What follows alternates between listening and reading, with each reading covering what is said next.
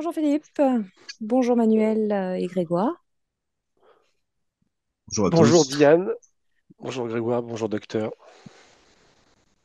Alors Eh nous, bien, Diane, bonjour. Vous faites votre grand retour, ma chère. ah, J'en effectivement, suis vraiment très, très, très heureux.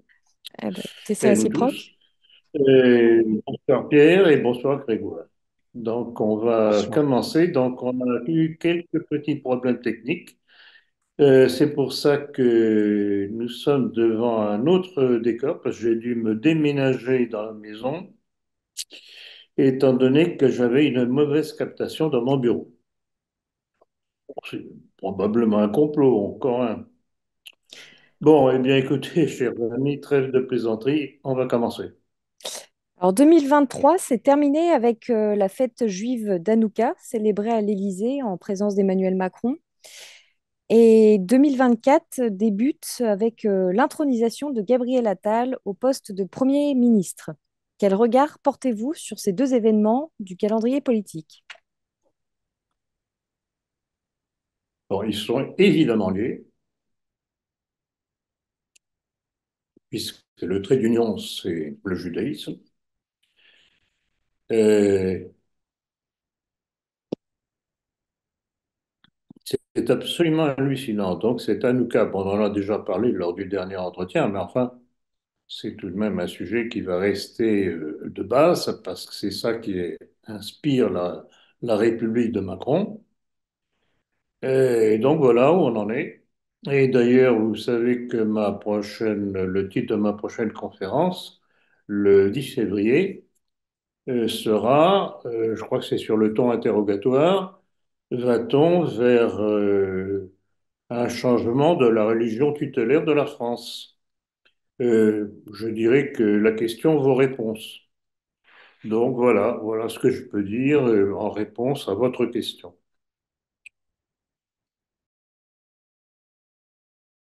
Une petite réflexion sur ça, parce que c'est vrai qu'on avait déjà évoqué ça, mais ça montre que la République n'est pas neutre, c'est pas une neutralité. Il y a une autre religion effectivement en arrière-plan, et si vous faites une conférence sur le sujet, ça permettra d'éclairer le problème. Comme s'il avait besoin d'être éclairé, c'est tellement clair. Bon, on en reparlera le 10.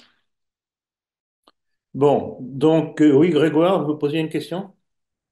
Et donc, Libération, le 9 janvier dernier, a titré Gabriel Attal, Premier ministre gay, le signe d'une France qui progresse. Qu'en pensez-vous? Ben, c'est toujours Libération, évidemment. Il n'y aura pas une occasion pour se réjouir de ce qui peut les réjouir, évidemment. En ce qui nous concerne, c'est autre chose. Ben, malheureusement, c'est un petit peu cela. C'est pas que la France progresse, au contraire, elle régresse. Mais pour eux, elle progresse, c'est-à-dire qu'ils arrivent à faire maintenant ce qui était impensable il y a quelques années encore. Donc là encore, c'est toujours la même chose. Non seulement il y a la mainmise de plus en plus maçonnique et juive sur la France, mais la mainmise de la dictature LGBT. Ça devient invraisemblable. Euh, alors, quand ils disent que la France progresse, bon, on peut comprendre ça dans le sens que, bon, on voit pas beaucoup de réactions de la part des Français. Ils sont tellement habitués à tout, à avaler toutes les couleuvres. Mais il n'y a pas que ça quand même. Il y a aussi le fait, je voudrais rappeler un exemple. C'est une de mes correspondantes qui m'a envoyé l'information d'ailleurs, donc ça tombe tout à fait à propos. En 2019, Mousse et Stop Homophobie, deux sites donc, avaient porté plainte contre l'abbé Guy Pagès pour, je cite, diffamation, injure et incitation à la haine raciale, à la haine, pardon, en raison de l'orientation sexuelle. Donc, il est évident que si, dès que l'on ose mettre en garde devant les dérives sur le plan sexuel anormal qui se produit aujourd'hui, non seulement en France, mais à travers le monde, il est évident qu'il les gens ont peur de parler, de s'exprimer. Donc il y a aussi cet élément-là dont il faut tenir compte. Alors, j'ai tout de même été curieux. J'ai voulu aller voir sur Internet quel avait été le résultat de ce jugement devant la 17e chambre de l'abbé Pagès. Et à ma grande, grande, grande surprise, je n'ai pas vu quel avait été le jugement. Impossible de trouver sur Internet. Alors, je livre ça à l'appréciation et à la curiosité des internautes qui verront, et à vous-même, chers amis, qui verront cet entretien. Si vous me trouvez la réponse que je n'ai pas trouvée, quel a été le jugement contre l'abbé Guy Pagès? Si, il y a eu quelque chose certainement. Ou alors il a été relaxé, c'est ce que les LGBT ne veulent pas que cela se sache. Donc évacuation. Curieux. Je livre ça à votre réflexion.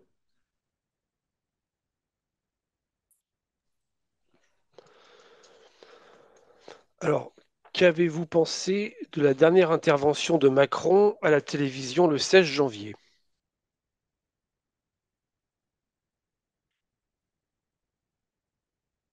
Alors. Vraiment, il faut avoir de la patience pour se farcir ce genre de laïus qui nous a sorti encore. Bon, comme toujours, ce sont des mots. Des mots, des mots, des mots. Alors, ce que j'ai constaté, c'est il essaye de jouer au conservateur maintenant, sur l'école, sur la natalité. Alors, natalité, bon, très bien, on devrait l'applaudir, mais petit rappel, il est en train de préparer le passage de, d'une loi concernant l'interruption de grossesse dans la Constitution. Et ensuite, il vient nous parler de défense de la famille. Il faut pas se moquer du monde. Voilà, c'est du Macron tout craché. Alors, bon, il y a eu aussi des commentaires qui sont tout de même intéressants parce que ça montre tout de même un espèce de ras-le-bol qui monte, qui monte, qui monte contre lui, y compris dans les milieux qui le soutenaient jusqu'à présent. Enfin, jusqu'à présent, ça commence à dater déjà. Et il y a notamment ce commentaire ironique de François-Olivier Gisbert, qui est un des grands commentateurs dans la République. C'est dans Le Point du 17 janvier 2024. Voilà ce qu'il disait. Macron, un président qui croit que dire, c'est faire. Par des effets d'annonce, il s'imagine changer le réel. J'avoue que c'est très bien décrit, c'est exactement ça. Donc aujourd'hui, même ses plus fidèles soutiens, jusqu'à ces derniers temps, commencent à dire vraiment arrêtez, pas dire de gros mots, vous voyez ce que je veux dire. Donc voilà, c'est du vide, c'est une espèce de ronron. Alors le problème des ronrons, c'est que ça endort les gens. Donc c'est peut-être ça qu'il veut. Donc en fait, son pouvoir, c'est dit de plus en plus clairement, prend fuite de partout. Alors, il s'est figuré sans doute qu'en imposant son Attal, c'est tout de même, je crois, la première fois que l'on nous dit en clair qu'il s'affiche en clair qu'il est juif et qu'il est homosexuel. Madame Bornstein, bon, on savait qu'elle l'était, mais elle ne l'affichait pas, elle ne le disait pas. Et elle cachait son nom aussi. Quant à Rachida Dati, bah, on la connaît. Alors, petite chose tout de même à souligner, c'est que et Attal et Dati sont des poulains de Sarkozy. Donc, un certain nombre de commentateurs l'ont remarqué, c'est bien mon avis d'ailleurs, c'est qu'en fait, dans son homélie de Macron du 16 janvier, Macron, en fait, adopte une position sarkozyste. D'où les deux éléments, Attal et Haddati, qu'il a mis en scène. Mais il y a surtout une chose qu'il ne fallait pas rater dans son entretien. C'est cette phrase que je signale, dans laquelle il disait: il ne faut pas laisser la Russie gagner. Il ne faut pas laisser la Russie gagner.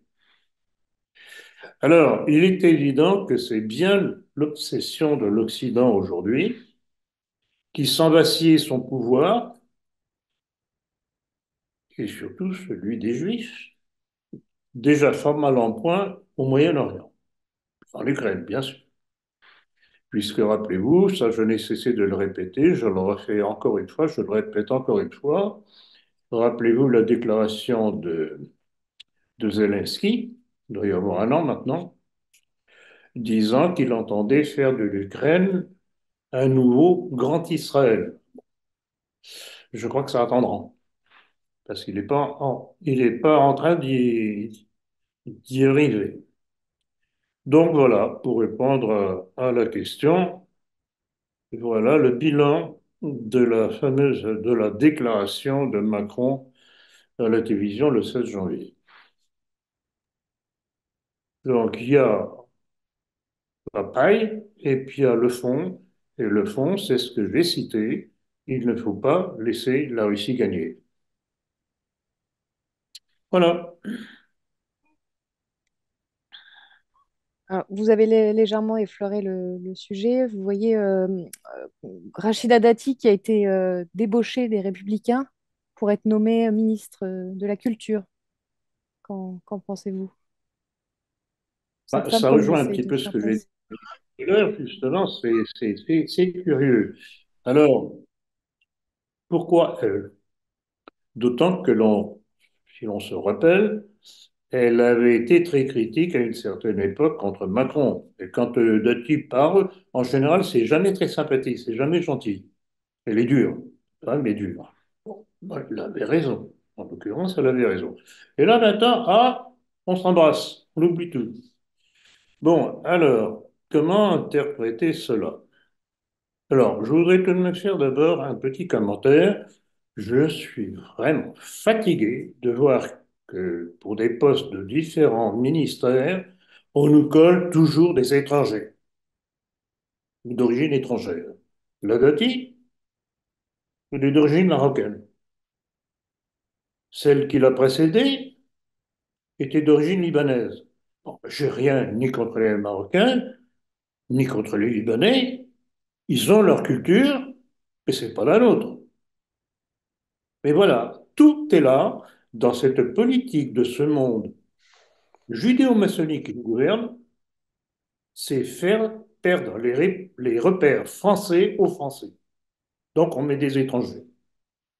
Et je vais être très provocateur là. Je dirais que pour occuper ce poste de ministre de la Culture, j'aurais préféré un Stéphane Bern, qui pourtant est juif. Mais je reconnais que cet homme, au moins, a incontestablement l'honnêteté de défendre le patrimoine français. Il faut que ce soit dit. Donc voilà. Et puis alors, Dati, la malheureuse. Mais sur le plan judiciaire, elle est tout de même inquiétée. Il y a une plainte contre elle. Elle est accusée par les successeurs de Carlos Ghosn, donc l'ancien patron de Renault, d'avoir reçu 300 000 euros par an pour soi-disant des conseils judiciaires, des conseils, euh, oui, sur le plan légal. Et on dit, bon, c'est l'argent qui a été donné pour lui faire plaisir. C'est toujours le petit jeu entre les politiques et le monde des affaires. Chacun se soutient, c'est un marché. C'est un marché. Donc, c'est tout de même très curieux tout ça. Alors, petit commentaire que je ferai pour terminer, pour répondre à cette question-là. En fait, en choisissant Dati, Macron sait très bien qu'elle a les poursuites derrière elle. Il attend. Si elle est bien obéissante, ça se passera bien. On lui étouffera l'affaire. Si elle est rebelle, alors, ma petite Dati, tu risques d'avoir des problèmes. Donc voilà, c'est comme ça que la République gouverne. Alors, il y a aussi une chose que je voudrais relever, c'est que, bon, elle a été exclue immédiatement du groupe des Républicains, ce qui est en soi une bonne chose, parce que ça montre, étant donné que c'est tout de même un élément de la sphère sarkozyste, que les Républicains se détachent progressivement de Sarkozy, qui, jusqu'à il n'y a pas si longtemps, était leur grand homme. Donc, c'est bon à prendre, on verra la suite. Bah, c'est quand même cocasse parce que en août 2020, elle avait déclaré, je cite, tous ceux qui ont fait des alliances opportunistes avec La République En Marche ont perdu. L'alliance avec En Marche, c'est le baiser de la mort. C'est à ça que je faisais allusion, justement. Je n'avais Ça pas la rappelle aussi, citation sous les yeux, mais exact. Tout à fait. Ça rappelle Tout à aussi les fait. Non, déclarations de Bruno Le Maire à et l'endroit de la Macron à l'époque. politique, bien sûr, et vraiment, la politique telle qu'elle est menée déjà depuis des décennies, c'est pour ça qu'on ne dit plus la République, on dit la République, c'est de la putasserie. Je m'excuse du terme, c'est de la putasserie. Enfin, si les peuples sont heureux,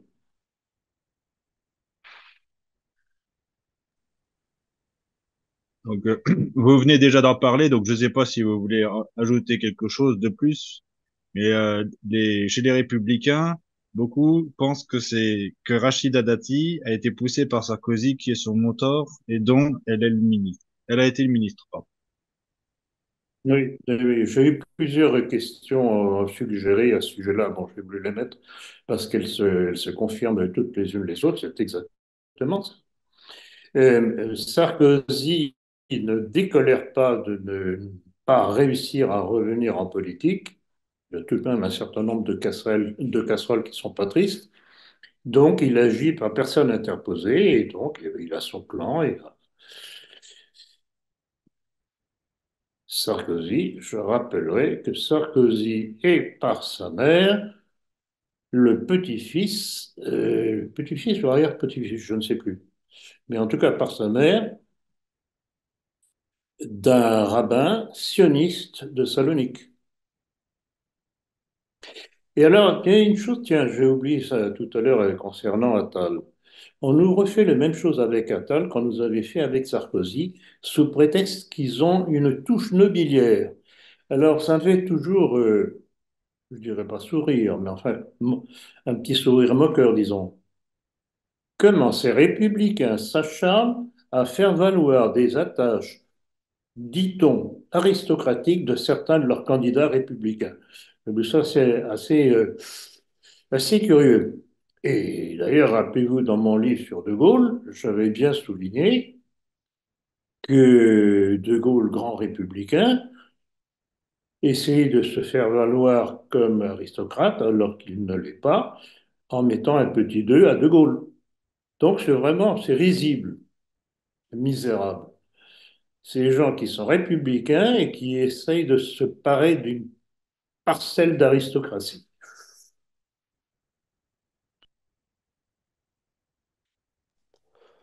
C'est vrai qu'il y a un chassé-croisé avec Sarkozy, lequel avait chassé à gauche, donc l'ouverture à gauche à son époque. Là, Macron fait la même chose à droite, donc pour donner une tonalité un peu réactionnaire ou autoritaire, c'est ce que demande le peuple français. Donc on lui donne en tout cas dans la parole pour préparer les élections à venir, parce que l'obsession, c'est de contrer le Front National. Ils l'ont dit d'ailleurs, donc les ficelles sont grosses, non? Oui, ils ne cessent de le dire, ça c'est leur obsession. Et alors le problème, le problème, c'est que pour nous, est-ce qu'on peut tabler sur le Rassemblement national quand on voit la ligne politique de Jordan Bardella? Dans les discours, je l'ai souligné à plusieurs reprises, et je le redis aujourd'hui, dans les discours est un copier-coller du discours de Macron.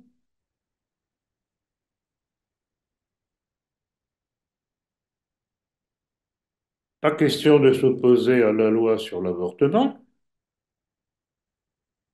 Bien entendu, on appuie gaiement, excusez-moi le petit jeu de mots, l'Ukraine, en fournissant des armes et des armes et des armes et de l'argent à l'Ukraine, alors que cet argent serait peut-être mieux utilisé pour les Français les plus nécessiteux.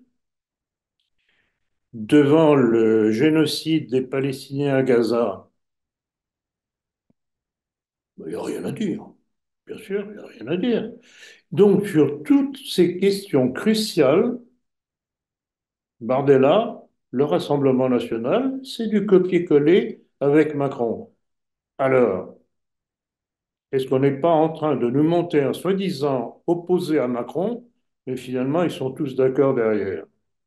Je pose la question, chacun devrait d'y répondre. Oui, je crois que le seul sujet où ils divergent vraiment, c'est l'immigration. Sinon, ça s'arrête là.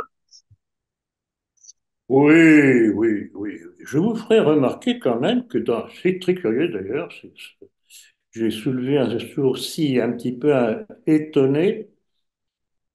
Ce sont les républicains qui ont été les plus durs dans cette histoire-là. Et je rappelle, je l'avais dit jeudi, je crois, lors de la dernière conférence, j'avais observé qu'à l'étonnement général, le Rassemblement national avait voté avec les républicains. Donc apparemment, on croyait savoir dans les rédactions des médias que le Rassemblement national ne voterait pas le texte des républicains sur la loi de l'immigration. Et je suppose que si au dernier moment, le Rassemblement national a décidé de voter le texte des républicains, c'est parce qu'ils ont eu peur de paraître justement quelque peu mou et de connivence avec le pouvoir.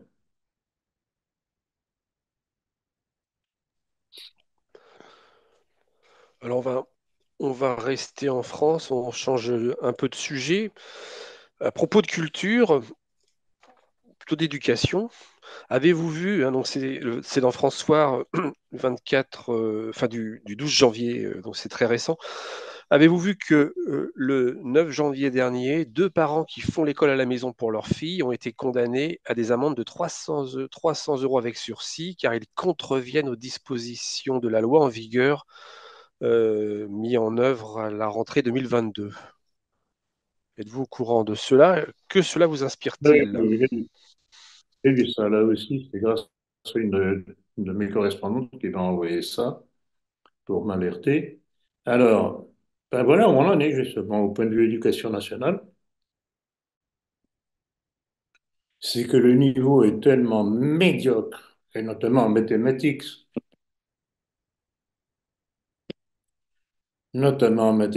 et puis l'histoire de France, bien entendu, c'est pas ça qui intéresse les édiles de la République. Donc, il est évident qu'on ne peut pas être surpris que des parents qui souhaitent tout de même le meilleur pour leurs enfants essayent de les mettre soit dans des institutions correctes où on enseigne tout de même encore ce qu'il faut enseigner aux enfants, soit se mettent à enseigner eux-mêmes à la maison. Là, surtout pas. La République risquerait de perdre l'emprise sur les enfants. Donc voilà ce que révèle cette histoire-là. Donc vraiment, c'est exemplaire comme histoire. Alors, toujours l'hypocrisie. Donc, on pourrait admettre, la République admet qu'il pourrait y avoir autorisation, mais il faudrait pouvoir justifier d'une situation particulière. Alors, parmi ces situations, l'état de santé ou handicap de l'enfant, itinérance de la famille, donc des parents qui sont obligés pour des raisons différentes de travail, etc., de se déplacer assez souvent, situation propre à l'enfant motivant le projet éducatif, mais le problème, l'hypocrisie, c'est que quand les parents font la demande aujourd'hui, alors qu'autrefois il suffisait de faire la demande et c'était accordé, aujourd'hui, très rares sont les autorisations qui sont données. Donc ça, c'est de la frime, encore une fois,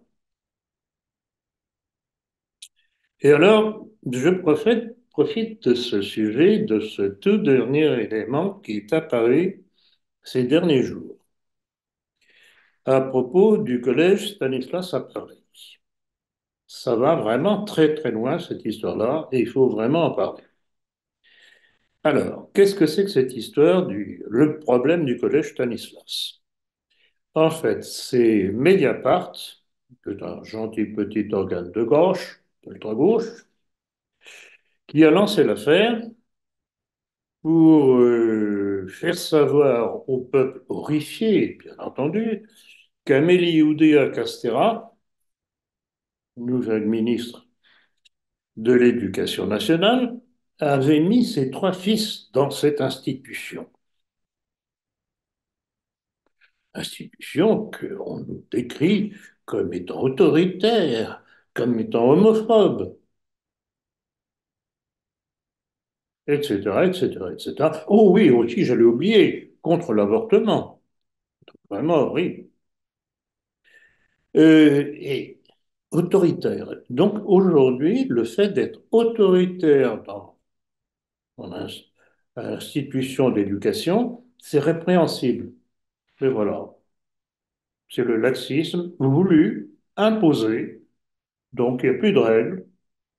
On fait n'importe quoi dans la société et on le voit tous les jours. On le voit tous les jours, les conséquences.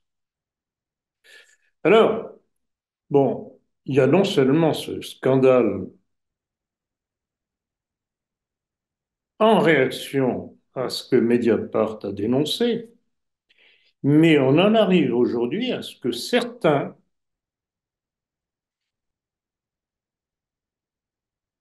brossent la question. Est-ce que le fait d'être homophobe, le fait d'être contre l'avortement ne serait pas, écoutez bien, un crime contre l'humanité? Voilà où on en arrive avec la dictature LGBT et compagnie. Un crime contre l'humanité. Donc, il n'y a vraiment plus aucune limite. Et voilà. Donc, évidemment, c'est toujours la même chose. Dans une société où les peuples et évidemment les dirigeants laissent tout faire, il ne faut pas s'étonner que la surenchère va de plus en plus loin. Voilà la situation. Une société qui pourrit nos enfants par nos gouvernements. Alors, la prochaine question concerne l'énergie. La Commission de régulation de l'énergie, CRE, a proposé une baisse de 0,35% des tarifs de l'électricité pour février, dans un contexte où le marché de l'électricité connaît une diminution significative des prix, conjuguée à une stabilisation des approvisionnements. Et pourtant, le gouvernement, quant à lui, envisage une hausse de 10% des tarifs, motivée par une augmentation des taxes. Peut-on dire que le gouvernement veille sur les intérêts des Français? Certainement pas. Certainement pas. Mais il y a une chose qui me surprend toujours, enfin, je pense, d'une façon de parler, que je constate. Et ça date, je crois qu'on peut mettre ça à partir de, surtout à partir de la fin de la Deuxième Guerre mondiale. Alors qu'autrefois, les prix étaient à peu près stables ou subissaient des hausses et des baisses saisonnières pour les raisons, justement, notamment au point de vue agricole, des problèmes d'intempéries, de ceci, de mauvaises récoltes ou de très bonnes récoltes. Donc ça montait, ça descendait. Aujourd'hui, plus rien ne descend. On est toujours dans l'augmentation systématique des prix et le résultat, c'est que progressivement, les peuples s'appauvrissent. Alors, est-ce incompétence de ceux qui nous gouvernent ou volonté justement d'appauvrir le peuple? Et rappelez-vous, une des choses qui tourne régulièrement dont on nous parle, ce serait le salaire universel. Donc le nivellement Un minimum basique pour survivre pendant que les autres s'enrichissent. Voilà notre République. République, pardonnez-moi.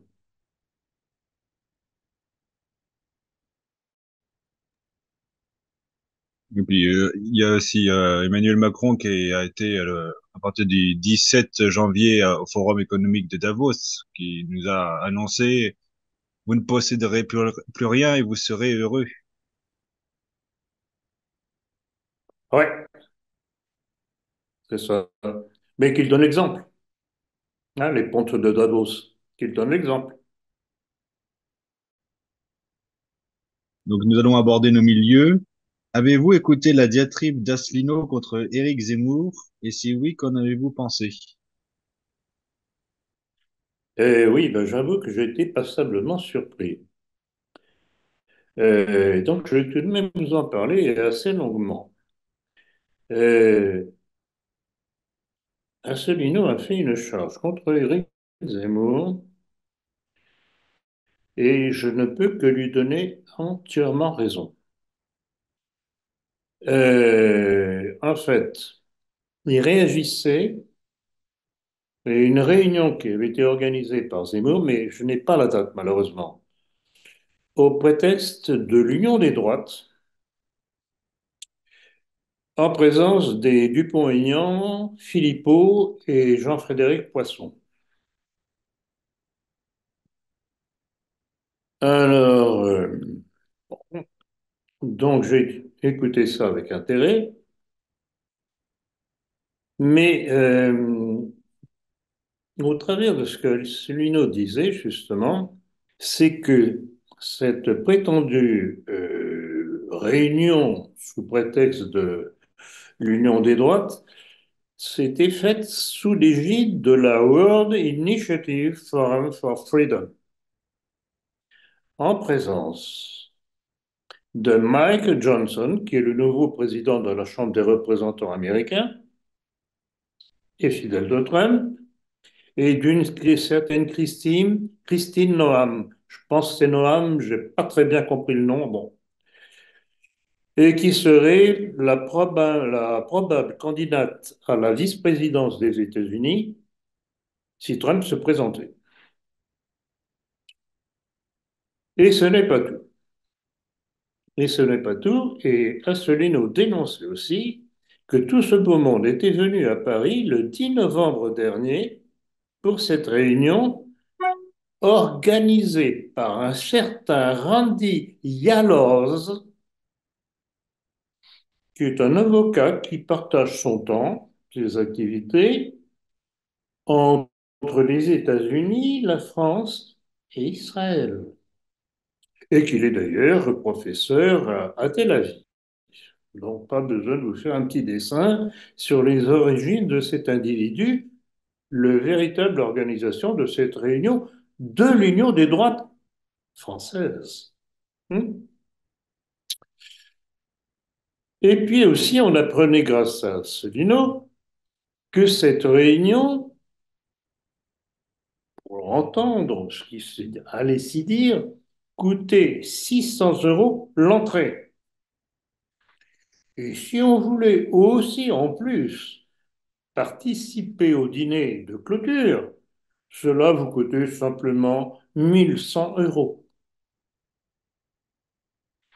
Donc, il est évident que c'était un truc fait à l'américaine, exactement, c'est la même chose. C'est ce qui se passe aux États-Unis. C'était en même temps, non seulement la signification politique de cet événement, mais une façon de récolter des fonds pour M. Zemmour. Éric. Pardon, Moïse. Et Asselineau, je ne peux qu'applaudir encore une fois, rappeler que Zemmour est pour l'Union européenne, pour l'euro, évidemment, ça va ensemble, pour l'OTAN, pour le soutien à l'Ukraine et pour les sanctions contre la Russie. Ben voyons. Zemmour, hein, l'apôtre des droites pour les cathos tradis. J'en connais un certain nombre autour de moi. Ils m'ont dit, plus con que ça, tu meurs. Je suis navré, mais bon, il faut appeler les choses par leur nom. On peut dire qu'il a Donc tous ses voilà, vaccins et aussi, hein. hein, On peut dire qu'il a tous ses vaccins je sais pas. aussi. On peut dire qu'il a Oui, tous c'est ses ça, oui. vaccins aussi. Oui, oui, j'ai compris, j'ai compris. Il a été pour la vaccination, mais à mon avis, il ne s'est jamais fait vacciner, ce type-là. Ah, voilà, exactement. Petite nuance, petite nuance, hein. Alors, donc, justement, en plus de ça, Asselineau reprochait à juste titre au Dupont-Aignan, au Frédéric Poisson, à Philippot, d'être des larves, en fait, au service de Zemmour et dans son projet. Alors, il faut bien rappeler que quand on écoute Dupont-Aignan, Philippot, ou un petit peu moins Poisson, parce que alors plus mou que ça, tu meurs, ils sont contre l'euro, ils sont contre ceci, contre cela, ce pourquoi Zemmour est. Donc, effectivement, moi je dirais encore pire, que ceux-là ne sont pas des larves, ce sont des traîtres. C'est la même chose. Donc voilà ce qui est très intéressant dans la dénonciation très juste qu'a fait Asselineau à ce sujet-là. Et alors, pour la petite histoire, pour ceux qui ne sauraient pas ou qui auraient la mémoire courte, je voudrais rappeler que Zemmour est un juif talmudique. C'est ce qui ressort de ses déclarations, de sa déclaration, tout ce qu'il y a de plus officiel, puisque c'était au micro de France 1, au micro de son coreligionnaire Glucksmann, dans lequel il disait: Je suis pour l'Église contre le Christ, et encore, le Christ, c'est la mort. Alors, je voudrais rappeler aussi que Zemmour est aussi ce pseudo-historien qui réécrit l'histoire de France à la juive, d'où, entre autres choses, bon, il faudra que j'y revienne d'ailleurs prochainement, d'ailleurs je pense que je vais devoir faire une conférence sur ce sujet. C'est celui qui nous a sorti calmement, parlant de Saint-Louis comme le roi juif. Et c'est ce genre d'individu que ces abrutis de cathos tradis, et je dis abrutis de cathos tradis, j'en suis un. Je ne pense pas être abruti. La seule différence. Vénère. Ah, parce qu'il a dit qu'il aimait la France. Oui, mais laquelle? Celle de Clovis ou celle de Dreyfus? Tout est là.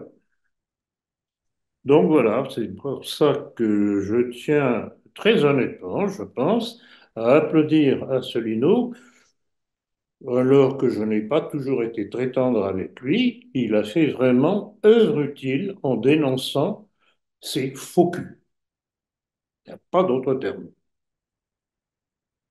Et surtout de ce qu'il y avait derrière, c'est-à-dire à la fois la main américaine et juive derrière cette pseudo-tentative d'union des droites.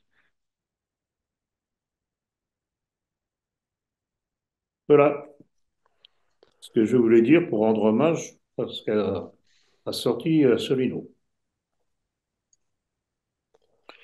que je Alors, regrette toujours d'ailleurs, qui sont toujours aussi gaullistes, qu'il n'ait toujours pas compris qui était ce ignoble individu de Charles de Gaulle. alors Mais toujours dans nos... Oui. non, je voulais seulement dire que c'est amusant qu'il prône l'union des droites alors que c'est lui-même qui a contribué à la diviser en se présentant aux élections. Pardon, vous parlez d'Assolino? Non, je parle de Zemmour.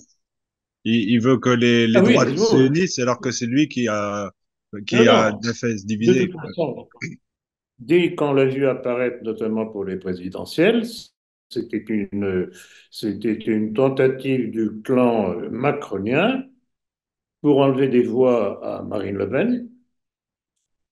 Et rappelez-vous ce que j'avais souligner à ce moment-là, ces sponsors étaient les mêmes que ceux qui avaient poussé et soutenu Macron dans sa campagne présidentielle, sa première campagne présidentielle. Donc c'est le même clan, les mêmes intérêts. Donc voilà l'arnaque. Donc je crois que le coup de gueule de Asselineau aura été très salutaire. Alors, il y a un autre événement dans nos milieux qui a dû attirer votre attention, à savoir l'entretien organisé par Eric Montana avec Marion Sigaud, Youssef Indy et Christine de Viejoncourt sur les crimes d'Israël. Qu'en avez-vous pensé? Alors, oui, j'avoue que ça a attiré mon attention parce que vous savez ce que je pense de Dame Sigou. Alors, effectivement, donc, incontestablement, le travail qu'a fait Eric Montana est intéressant et la- son introduction en début de l'entretien était vraiment très bien, c'était poignant sur justement le génocide en cours des Palestiniens par Israël. C'était très bien, rien, absolument rien à redire. Par contre, je vais me servir d'un commentaire d'une de mes correspondantes, celle qui m'a envoyé d'ailleurs le lien de cet entretien, qui m'a fait ce commentaire. Sigo est insupportable, elle ne fait que se vanter, s'entend parler, se fait valoir par tous les moyens et occupe longuement le micro aux dépens des autres invités. Exactement ça. Et alors, ce qui avait de frappant dans cet entretien, dans le parti qu'elle a pris pour elle, c'est qu'elle s'est empressée de défendre ses amis israéliens. Alors certes, elle a dit que tous les Israéliens n'étaient pas d'accord avec Netanyahou. C'est possible, mais je ferai tout de même remarquer que tout Israélien vivant en Israël est co-responsable du vol des terres des Palestiniens.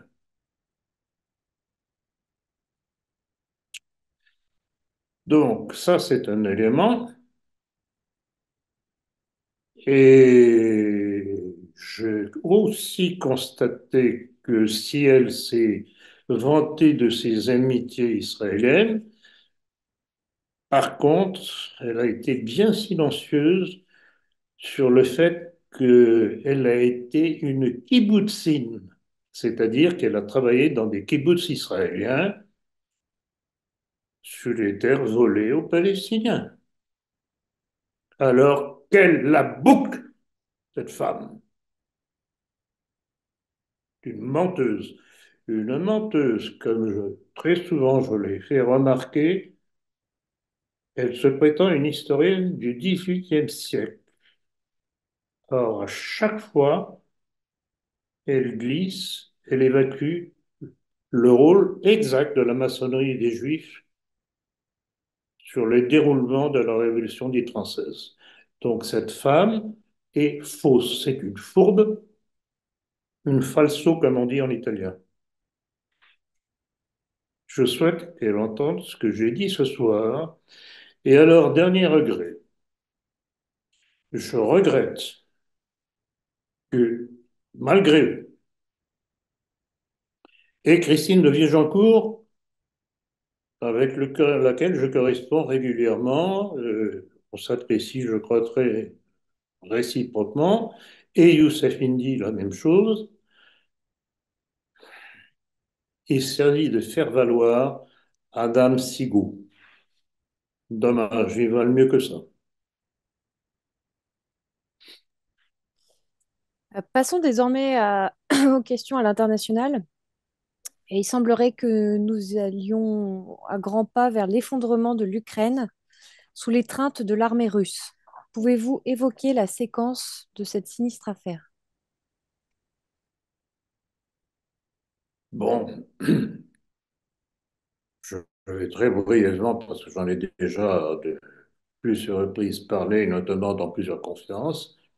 le point de départ de ce qui se passe en Ukraine a été la constatation faite par Vladimir Poutine que les Américains, que l'Occident, à la botte des États-Unis,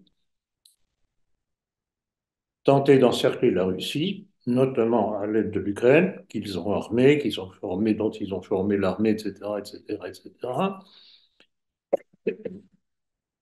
et qu'il avait beau essayer d'obtenir un- une décision officielle comme quoi ils allaient arrêter cet encerclement, l'Occident à l'américaine continuait, continuait, continuait. Il a dit, puisque c'est comme ça, ben, je vais régler le problème à ma façon, d'où son intervention en Ukraine. Et là, ce qui a surpris beaucoup de monde, c'est qu'apparemment, au début, l'armée russe ne semblait pas aller très vite pour régler le problème, qui n'est toujours pas réglé d'ailleurs. Mais cela, si on regarde bien de près les informations, on reprend toutes les informations, on se rend compte que c'est une volonté justement d'épargner au maximum le soldat russe.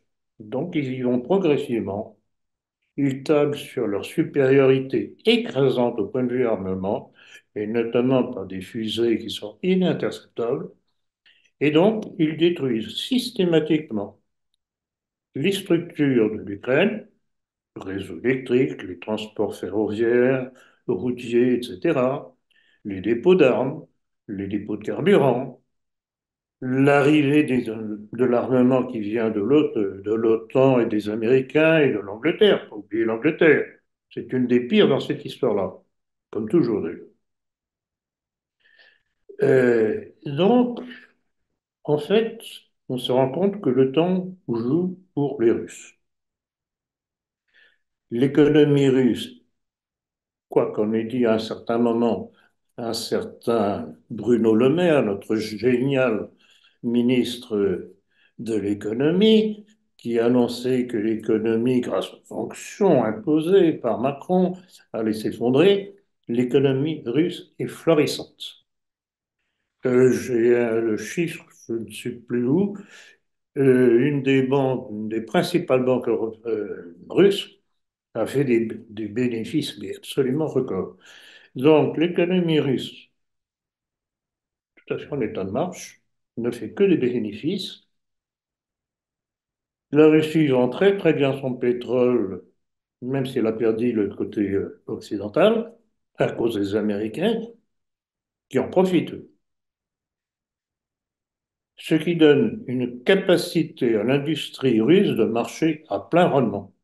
Donc, alors que l'Occident peine à trouver encore dans ses réserves des armes, des munitions, etc., la Russie produit, produit, produit. Donc, c'est une question de temps. Et ça me fait penser à l'étreinte de l'ours.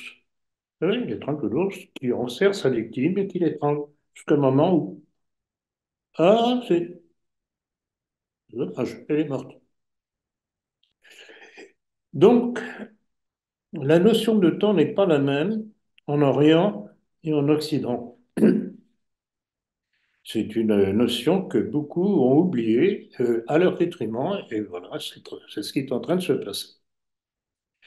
Alors, il était évident que l'état de la situation en Ukraine, mais il n'y a pas que l'Ukraine, il y a le Moyen-Orient aussi,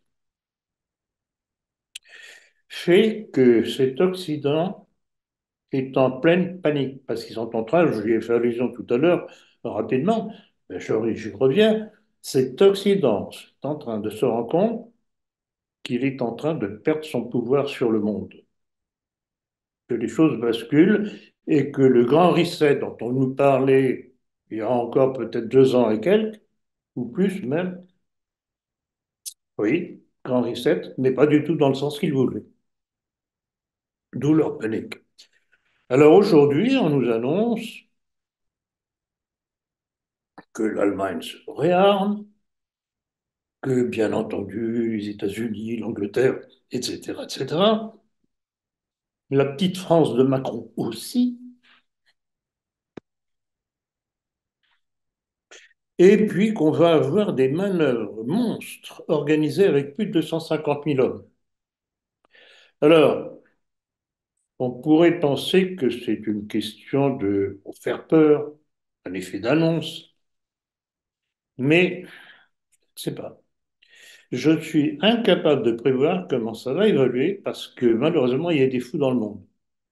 Il pourrait bien y avoir un fou qui, croyant que perdu pour perdu, il faut essayer de refaire le coup de la Deuxième Guerre mondiale pour détruire la puissance russe et chinoise, comme ça avait si bien marché contre le Troisième Reich et contre le Japon impérial. On est exactement dans le même schéma.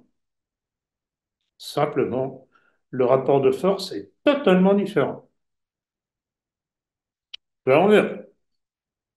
Donc voilà ce que je voulais dire à ce sujet-là. On est vraiment à un moment de bascule. Je pense que tout de même, et je l'espère, que les carottes sont cuites pour cet Occident pourri et que l'on ira, comme je ne cesse de le dire et de le rappeler, que l'on ira du monde unipolaire, dictatorial des États-Unis et de son deep state qui est derrière, pas besoin de vous faire un petit dessin, vers le monde multipolaire que la Russie, la Chine et tous les membres qui s'accumulent derrière les BRICS.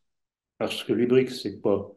C'est le défi à la puissance financière américaine, donc américaine tout court, puisque ce qu'ils veulent, c'est faire des échanges hors dollar. Ça, je ne cesse de le dire, dans la mesure où les échanges commerciaux cessent d'être en dollars, c'est la mort du dollar, et si c'est la mort du dollar, c'est la mort de la puissance anglo-saxonne. Donc voilà, tel est l'enjeu d'aujourd'hui.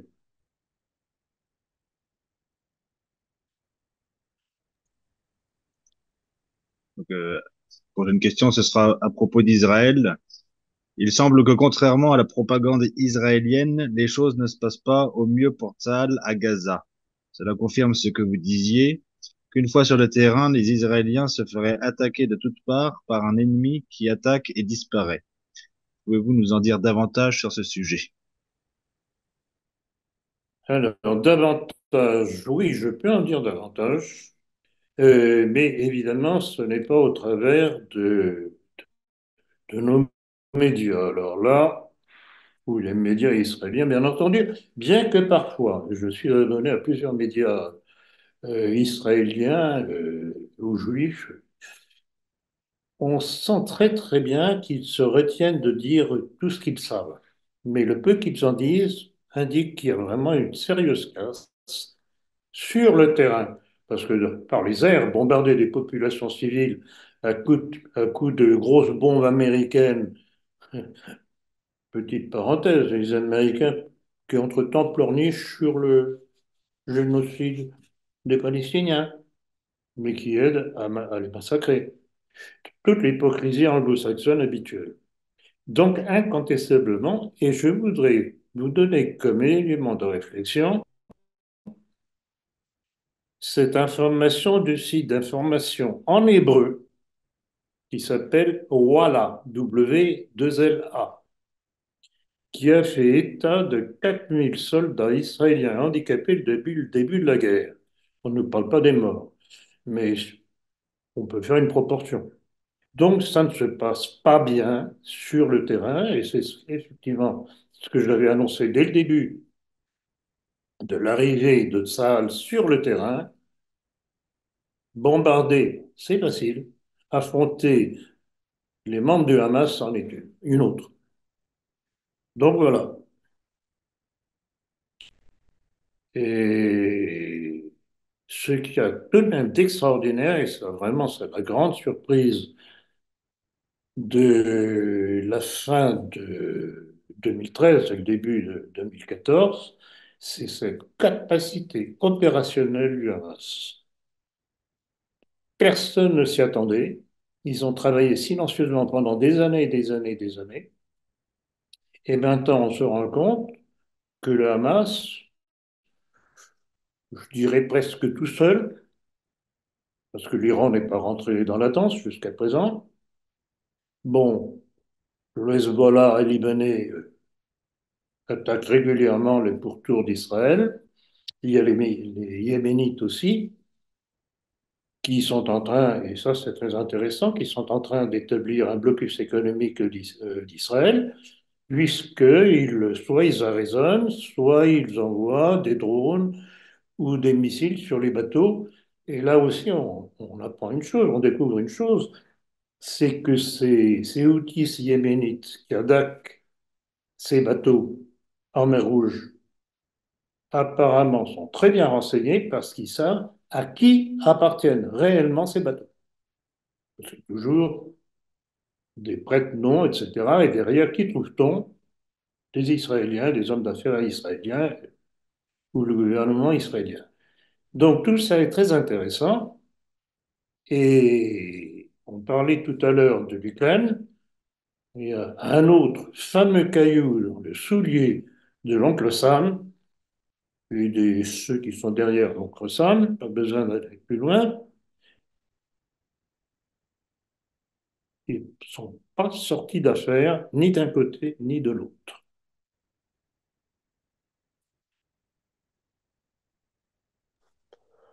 Alors justement, la question suivante portait sur les attaques des Houthis yéménites en mer Rouge et des conséquences que cela peut avoir. Vous avez déjà commencé à évoquer le sujet. Voulez-vous compléter un peu ce point? Je ne peux que confirmer, j'ai été trop vite, apparemment. Donc, effectivement, alors c'est un petit apport, parce que tout de même, le Yémen, c'est pas énorme, mais enfin, il faudrait tout de même rappeler que le Yémen a tenu tête aux attaques incessantes de l'Arabie saoudite, armée par les États-Unis et par Israël. Ils n'ont pas été vaincus. On peut dire même dans la mesure où ils n'ont pas été vaincus, ils en sont sortis victorieux. Mais maintenant, ils ont tout de même la capacité de, de bloquer le trafic en mer Rouge. C'est au point que de grandes compagnies internationales avec de nombreux bateaux, etc., ont décidé dernièrement d'arrêter leur trafic de leurs bateaux pour qu'ils ne soient pas endommagés, coulés ou saisis. Parce que aussi, il y a une autre méthode des Houthis, c'est de parachuter un certain nombre de guerriers sur les bateaux, ils arraisonnent le bateau. On pourra les accuser de piratage, mais je dirais que c'est un piratage politique. Alors justement, il y a une information qui a été relayée par Profession Gendarme. Bon, c'est pas une question dans notre liste, mais je me permets d'évoquer ça. C'est Thierry Messant qui indique que l'état-major des armées se serait opposé à Macron en refusant de participer à l'opération Gardien de la prospérité en mer Rouge, qui justement consiste à aller taper sur les outils. Est-ce que ça, je sais pas si ça évoque quelque chose. Je vous enverrai un lien sur le sujet, mais ça serait Je pense, intéressant oui, s'il y avait enfin une réaction. oui, non, ça m'intéresse de voir cette information parce que ça rejoint des informations mais qui n'étaient pas assez claires pour que je puisse réellement en faire état, mais incontestablement, de plus en plus tout de même dans l'armée française se rendent compte qu'on leur fait faire des missions qui sont au détriment des intérêts français. Parce que c'est suicidaire, ça. Vouloir participer avec les Américains et les Anglais à la défense des bateaux qui viennent approvisionner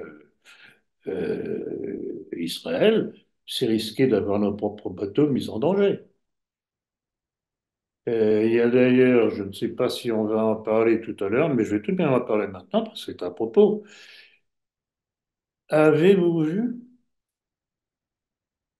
et j'ai eu confirmation cet après-midi par un commentaire de l'Express, avez-vous vu que l'armée russe a détruit la base de stationnement de mercenaires français en Ukraine? Alors, première question, mercenaires ou militaires français? Et alors, ce qu'il y a d'intéressant de la part de la réaction de l'Express, qui disait la Russie accuse la France d'envoyer des mercenaires en Ukraine, c'est faux, etc. C'est une attaque contre la France de la part de la Russie, etc. Donc c'est le bon vieux système de l'inversion accusatoire. Mais là aussi, c'est une question fondamentale, parce que si c'est, et apparemment c'est réel, si réellement on a des mercenaires, entre guillemets, ou même des militaires français en Ukraine, c'est que Macron a fait rentrer la France en guerre contre la Russie. Il y aura la suite. Il y a déjà eu des précédents hein, en Syrie Bien entendu. l'ancienne Assyrie aussi, qui était, alors pas la Syrie le pays, mais la Syrie qui est une usine de métal, un gigantesque complexe sidérurgique au sud de l'Ukraine où des forces spéciales françaises avaient été prises au piège, je crois. Ça n'a pas été, évidemment, ça n'a pas été divulgué ou Tout à médiatisé. fait, mais à toutes les époques, rappelez-vous déjà, en Syrie, le nombre de conseillers français qui ont été prisonniers par l'armée syrienne. Non, mais la France est vassale des intérêts américains et juifs. Ben, on le sait depuis des années, nous. Il n'y a rien de nouveau. Je dirais que ce qu'il y a de nouveau, c'est que c'est une aggravation dans la soumission.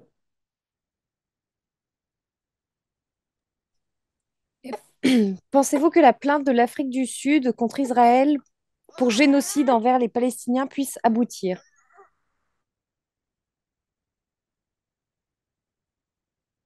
Bonne question. Eh bien, là encore, je vais vous répondre de façon indirecte par une déclaration de quelqu'un qui me semble avoir une surface suffisante pour qu'on puisse s'y fier. C'est un éminent avocat et universitaire américain spécialisé en droit de l'homme, Francis Boyle, qui a déclaré qu'il existe une grande possibilité que la République d'Afrique du Sud remporte le procès pour génocide qu'elle a intenté contre Israël auprès de la Cour internationale de justice. D'où, prévisiblement, concluait-il, de graves conséquences pour Tel Aviv. Ça, c'est évident que si on peut l'espérer, et normalement ce serait logique, tellement il y a de preuves écrasantes du génocide des Palestiniens par Israël, ce serait un scandale, mais phénoménal, historique, que la Cour pénale internationale relaxe Israël. On verra, on verra.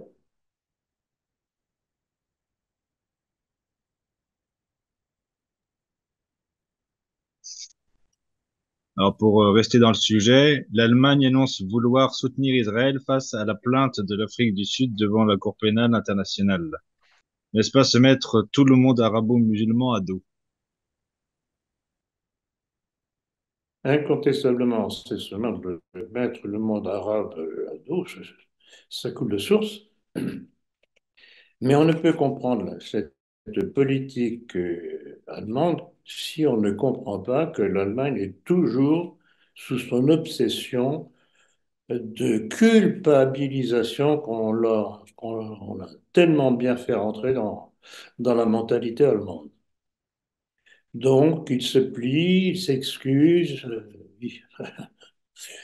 il donne gratuitement des sous-marins à Israël, lanceurs de missiles nucléaires éventuellement, toujours dans l'excuse, l'aplatissement. Ce peuple qui a été massacré à coups de bombe par les anglo-saxons, et ce qu'il y a bien entendu derrière les anglo-saxons, parce que qui a poussé la déclaration de guerre pour la Deuxième Guerre mondiale? Qui? Rappelez-vous la première page du Daily Express de mars. Je crois que c'était le 24 mars 2033, 1933, pardon, qui titrait Judea declares war on Germany, c'est-à-dire le monde juif déclare la guerre à l'Allemagne. Voilà les véritables responsables de la déclaration de cette guerre qui, encore une fois, a saigné les pays blancs européens au bénéfice de qui? Ben, de ces gens-là. Donc voilà ce qu'il faut constamment répéter, rappeler, de façon à ce que les gens finissent par comprendre le pourquoi du comment de ce qui leur arrive. Donc Ça- franchement, mentalité allemande, vraiment, quand on voit ce qu'ont pu être les Allemands de tout le Troisième Reich, quels que soient les reproches qu'on puisse faire à Hitler, que je fais à Hitler d'ailleurs, comme vous le savez, voir ce que sont devenus les Allemands d'aujourd'hui, c'est minable. Mais on peut en dire autant des autres peuples, et notamment du peuple français. En plus, il y a matière, hein, je ne sais pas si, juste une petite anecdote sur le sujet, enfin une petite information sur le sujet. Je ne sais pas si vous avez vu cette déclaration du ministre israélien du patrimoine qui s'appelle Amichai Eliyahu. C'est un extrémiste peut-être dans le gouvernement Netanyahou, mais quand même, il a déclaré Israël devrait trouver des moyens plus douloureux que la mort pour les Palestiniens. C'est voilà, imaginez une déclaration comme ça, je sais pas, d'un office, enfin, d'un ministre russe, on en entendrait Il parler. y a, il y a dans le monde, dans la mentalité juive, quelque chose d'anormal. Il y a quelque chose de satanique dans cette volonté de toujours vraiment faire mal à ceux qui s'opposent à leur dessein. Il y a quelque chose d'anormal dans ce peuple. Il n'y a pas d'autre équivalent dans l'histoire du monde, du début jusqu'à la fin, jusqu'à nos jours, d'un peuple, d'un autre peuple qui ait les mêmes caractéristiques. Il y a, c'est pour ça que je dis très souvent, comme vous le savez, qu'il y a une malédiction sur ce peuple. Et bon, on pourrait dire que cela date de la crucifixion du Christ, mais je crois même que même avant, puisque plusieurs de ces prophètes se plaignaient du comportement du peuple juif à l'époque de l'Antiquité. Il y a une caractéristique chez ces gens-là qui est anormale, mais dont tous les peuples souffrent aux différentes époques de l'humanité. Il y a un problème juif. Il y a une question juive.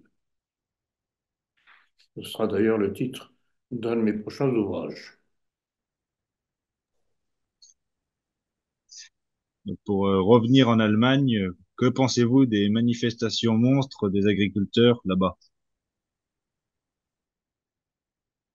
C'est toujours la même chose, c'est-à-dire que le pouvoir allemand,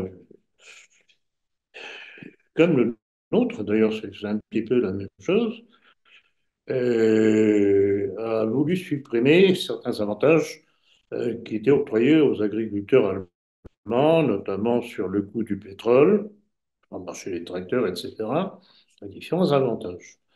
Et donc, évidemment, l'agriculture doit vivre. Ça, malheureusement, du fait de toutes les contraintes imposées par l'Europe, il leur faut avoir des subsides. D'ailleurs, j'avais remarqué il y a quelque temps que certains agriculteurs décidaient de sortir du système de subsides européen pour rester libres et faire ce qu'ils voulaient. Donc, évidemment, ce serait un mouvement qui devrait s'amplifier, mais pour l'instant, le mouvement qu'il y a, ce sont des manifestations monstres en Allemagne qui bloquent les autoroutes, etc., etc., etc. Alors, bon, c'est bien gentil, ça témoigne du ras-le-bol, mais à la limite, comme en France, le pouvoir s'en contrefiche. C'est pas lui qui est dérangé, ce sont les utilisateurs, ceux qui utilisent l'autoroute pour aller leur travail, pour différents trajets nécessaires. Donc le pouvoir s'en contrefiche, ils attendent simplement que les agriculteurs se fatiguent. Toujours la même tactique. Et en France, c'est la même chose. Alors, en France, pour l'instant, la réaction est plus modeste. Oh, ils se contentent, c'est complètement stupide d'ailleurs, à mon avis. de mettre à l'envers les panneaux annonçant l'entrée ou les sorties des villes. C'est plus malin que ça quand même, et surtout plus efficace. Et puis, ils aspergent de purin les préfectures. Mais là aussi, le pouvoir s'en fiche. Ça ne le touche pas directement. Ils sont à l'abri dans leurs palais nationaux. C'est comme ça qu'on y arrivera. Tant que les peuples n'auront pas compris qu'il faut passer à une vitesse supérieure, ben ils continueront à être écrasés par ces pouvoirs de la fortune anonyme et vagabonde, comme on disait autrefois.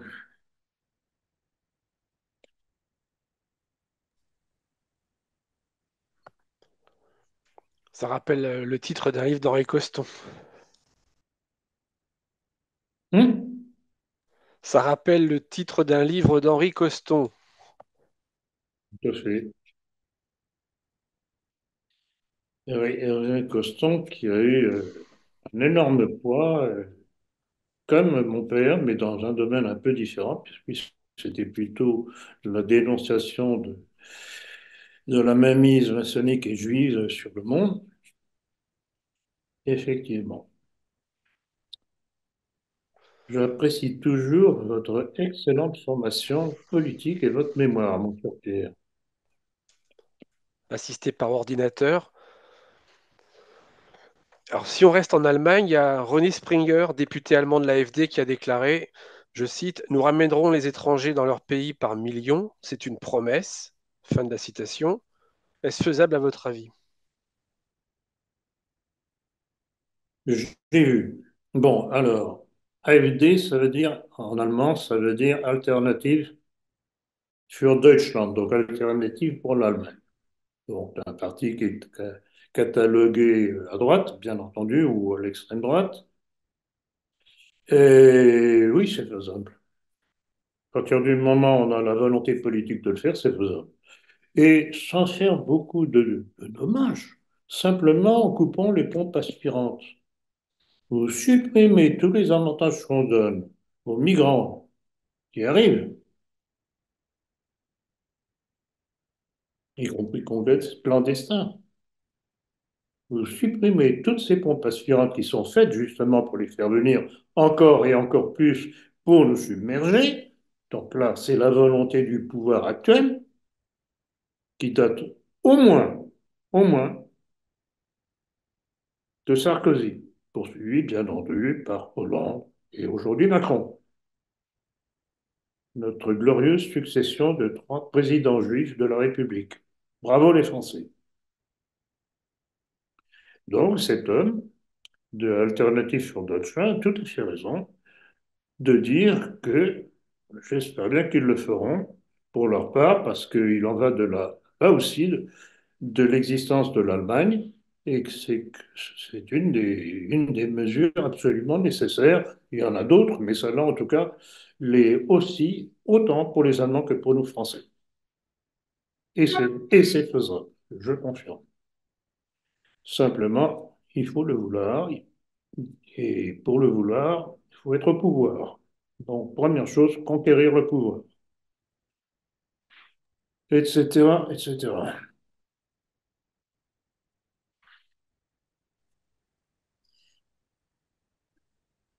On passe de l'autre côté de la Méditerranée. En Afrique, quel regard portez-vous sur la réaction des évêques africains qui ont rejeté massivement la déclaration Fiducia Supplicans signée par le pape François le 18 décembre 2023, autorisant la bénédiction des couples homosexuels? J'ai lu, non, c'est vraiment épouvantable. Déjà, pour commencer, cette déclaration du pape François, couvert bien entendu de charité, etc. Non, mais la charité, d'accord, mais quand la charité en arrive à justifier la normalité, il y a un problème. Surtout quand on est à la tête de l'Église catholique, qui, jusqu'à Vatican II, n'a cessé de répéter toujours la même chose, qui fait partie de la doctrine de l'Église. Donc on est en pleine rupture de la tradition de l'Église avec les derniers papes, et notamment avec François.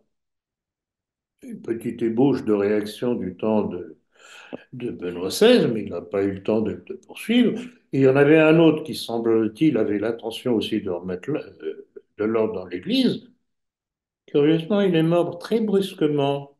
Il y a d'ailleurs un livre italien, je ne me rappelle plus quel est le titre, qui accuse formellement un clan au Vatican de l'avoir assassiné, parce qu'ils ont eu peur de perdre la main sur l'Église.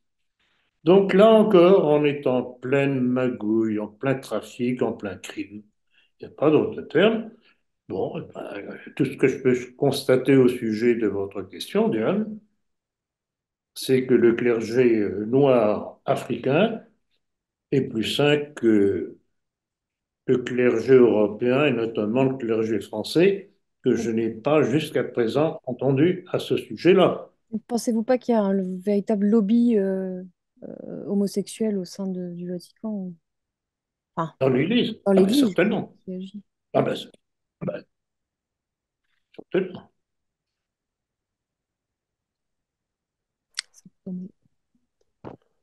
C'est une God's Name dans le livre que vous recherchiez. C'est un journaliste anglais, David Yallop. Non, c'est pas ça. Sans- Exactement, bravo. Oui, tout à fait. Je crois que j'en ai pas parlé dans mon livre, la maçonnerie. Peut-être aussi dans mon livre de l'Order of Chaos. Ce sont des choses fondamentales à savoir pour savoir comment procède l'ennemi. Quand l'ennemi de la société, donc de la chrétienté, juge quelqu'un de nocif, il n'hésite pas, il le liquide. Et comme de notre côté, on ne sait que pleurnicher, évidemment, pour l'instant, il progresse, il progresse, il progresse.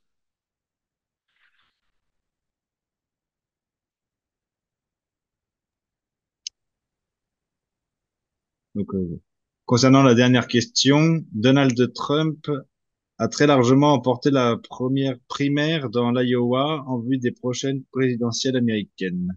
Avez-vous un commentaire? Bon, alors, je dirais, comme toujours à ce sujet-là, c'est un bon symptôme parce que ça montre une réaction du peuple américain par rapport à la politique Biden et compagnie et ce qu'il y a derrière Biden. Mais je maintiens toujours mes réserves vis-à-vis de Trump. Il faut tout de même pas oublier que cet homme a été constamment à plat ventre devant les intérêts israéliens, que cet homme est responsable de l'assassinat du général iranien, c'était Soleimani, je crois, Soleimani, oui. qui était un adversaire, Soleimani, un adversaire déterminé contre Israël. Et là encore, toujours la même chose. Quand ceux qui gouvernent le monde aujourd'hui se rendent compte qu'un élément est particulièrement dangereux pour eux, ils n'hésitent pas, ils le liquident. Donc voilà. Donc pour Trump, je n'ai pas de confiance, j'ai pas de confiance en lui, non. Peut-être aura-t-il compris certaines choses, on verra. Mais ce qui est intéressant, ce n'est pas lui, c'est ce que représente son élection de par le mouvement qui a derrière lui. Mais on a le même exemple en France. Il y a une réaction, je dirais patriote, pas nationaliste, ils n'avaient pas atteint ce stade-là. Mais ce qui a porté Le Pen, ce qui l'a enrichi, c'est la réaction des Français qui se sentaient dépossédés, simplement. De même que pour Trump, Le Pen n'était pas l'homme qu'il fallait. Il a surfé sur le patriotisme, il s'en est mis plein les poches, et finalement, il a trahi. De mon livre, Histoire d'une trahison. On retombe toujours dans les mêmes choses.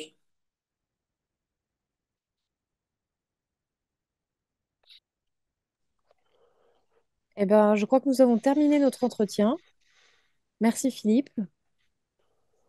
Eh bien, merci Diane. Merci Diane. Merci à Pierre et Grégoire également. Je Et répète puis, encore une Merci. fois, je suis vraiment très, très, très heureux de vous voir revenir de façon aussi efficace. faut bien commencer l'année. Et bon, j'avais l'intention de le dire au début de l'entretien, mais vous avez tout de suite posé la question. Donc, ce que je voulais dire au début, je vais le dire maintenant. Je profite de cet entretien pour remercier tous ceux et toutes celles qui m'ont adressé leurs vœux, que ce soit pour Noël ou pour le Nouvel An. Et donc, je profite de l'entretien pour les remercier de leur fidélité et de tout ce qu'ils ont pu me dire, vraiment, ce qui montre vraiment à quel point tout ce que l'on peut dire durement, ce que je revendique, je suis très bien. Je ne tourne pas autour du pot, je ne fais pas des rondes jambes de cour, je dis les choses carrément, parce que la vérité est dure. On l'a dit ou on ne l'a dit pas, sinon on se tait. Donc, leur témoignage d'amitié, leurs vœux, je les remercie et je leur réadresse tous les biens de santé, je ne dirais pas de fortune parce que ça me semble un petit peu ironique de nos jours, de santé surtout pour tenir le coup. Voilà, donc merci à vous tous et à tous les internautes qui verront cet entretien. Alors, en parlant de vérité difficile à entendre, je vois qu'il y a quelques lignes, enfin, je viens seulement de me l'apercevoir. Témoignage d'un jeune homme de la communauté chrétienne arménienne à Jérusalem. Les colons juifs s'adressent aux chrétiens. Vous êtes tous des goïms, vous allez Oui, tous mourir, etc. alors Nobly vendu. malheureusement, je n'ai pas le lien. Je n'ai pas le lien, c'est un témoignage qu'on m'a envoyé. Mais Diane, voulez-vous relire cette déclaration? Parce que c'est énorme, ça. Ça correspond à ce que je disais tout à l'heure sur les caractéristiques du peuple juif, de sa haine, de sa monstruosité. Donc, apparemment, ce serait le témoignage d'un jeune homme de la communauté chrétienne arménienne vivant à Jérusalem. Il semble dire que les colons juifs s'adressant aux chrétiens disent, donc les juifs disent aux chrétiens, vous êtes tous des goïms, vous allez tous mourir, etc. Enfin, ça continue Mais dans le même thème. rappelez-vous, cela confirme une information qui elle, est absolument vérifiable et palpable. Tout dernièrement, il y a eu dans une église catholique ou arménienne, oui, arménienne, donc le catholique, un sniper israélien qui a tiré dans la foule qui était rassemblée dans l'église. C'est la confirmation indirecte. Alors, bon, avant de terminer, je voudrais relancer un petit peu toutes les recommandations que je fais régulièrement, petits commentaires et autres. Donc, merci à ceux qui se réabonnent en temps voulu. Ça nous évite de perdre du temps avec des rappels. Il y en a qui sont paresseux ou distraits. Et alors, bien entendu, merci à ceux qui le font très rapidement et qui reçoivent le le petit papier, le petit talon avec le rappel de leur réabonnement. Par ailleurs, je répète, pour les commandes par virement, nous en avertir par mail ou par téléphone parce que la banque ne nous donne quasiment jamais l'adresse de la personne ou la raison du versement. Donc, on est obligé d'attendre que la personne proteste. Je suis navré de répéter tout ça comme une litanie. Ah oui, c'est une litanie parce que c'est nécessaire. Alors, pour la politique, en cas de réception irrégulière, dites-le nous, qu'on puisse réagir. Et puis vous aussi réagissez de votre côté en vous plaignant à votre poste, sinon rien ne changera. Ou alors, si vous ne voulez pas le faire, eh bien abonnez-vous par Internet pour savoir ce que l'on veut dans la vie. Alors, petite chose à propos de ceux qui sont en PDF, justement, par abonnement par Internet. Il arrive parfois que certains nous disent qu'ils n'ont pas reçu, alors que ce sont des envois groupés. Or, justement, c'est là le petit problème que l'on peut avoir. c'est que Internet considère que les envois groupés en masse, c'est de la publicité. Et donc, ça passe dans les indésirables ou, si vous préférez, dans les spams. Donc, si vous qui êtes abonné euh, par Internet à la politique, avant de vous plaindre, regardez dans les spams si vous ne trouvez pas l'envoi.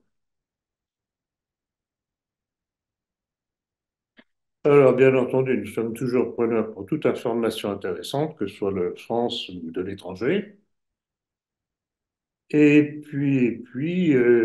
ne saurais que vous recommander, j'ai un petit peu oublié ces derniers temps, de vous demander à tout un chacun, quand vous recevez des amis, de prendre une petite partie du temps de votre soirée ou de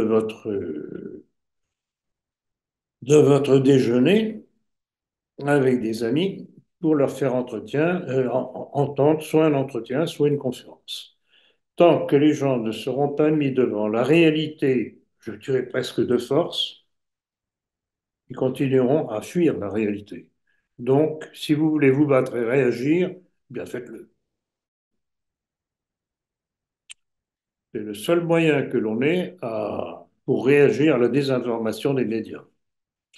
Alors donc, qu'on ne soit pas les seuls à travailler, travaillez vous aussi. Voilà tout ce que j'avais à dire.